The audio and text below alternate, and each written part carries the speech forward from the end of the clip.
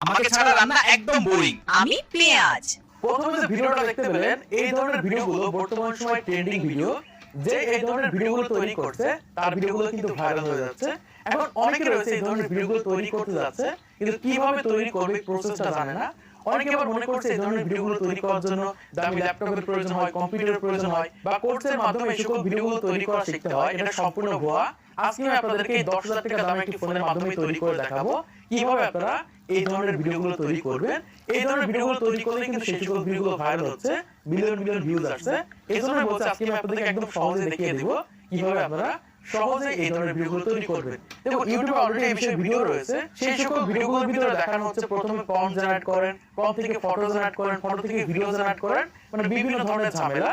এত ঝামেলার ভিতরে আমরা যাব না, একদম সহজে এই ধরনের ভিডিওগুলো তৈরি করব। যেমন একটা ভিডিও আমি তৈরি করেছি, তারপর একটা ভিডিও দেখতে পাচ্ছেন এই সকল ভিডিওগুলো সব আমি নিজে তৈরি করেছি। আপনারা